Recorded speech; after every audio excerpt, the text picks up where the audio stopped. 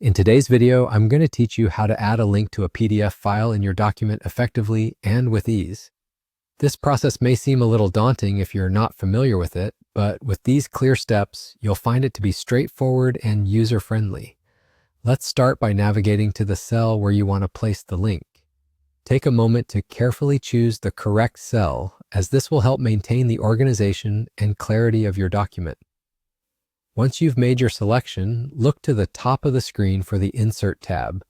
This tab is your gateway to adding various elements such as links, which is exactly what we're focusing on today. Click on the Insert tab, and you'll be presented with several options. Among these, find and click on the Links option. This is an essential part of the process as it opens up the functionality needed to attach external files, like our PDF. After you've clicked on Links, a dialog box will appear. Now, this dialog box is where the magic happens. It allows you to navigate through your files and select the precise PDF you wish to link.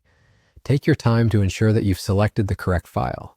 If you're handling multiple documents, it might be helpful to have the file name or path noted beforehand to avoid any confusion or mix-ups. After selecting the desired PDF, the next step is easy. You simply confirm your choice. After this, the link is effectively placed in your desired cell, ready for use. It's as simple as that, but let's not rush ahead without ensuring everything is working properly. Now, to make sure everything is set up correctly, it's a good practice to test the link.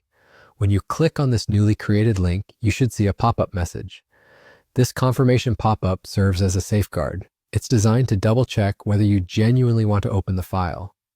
When prompted, go ahead and click OK. Doing this will open the PDF file, confirming that the link is functional and that you've done everything correctly.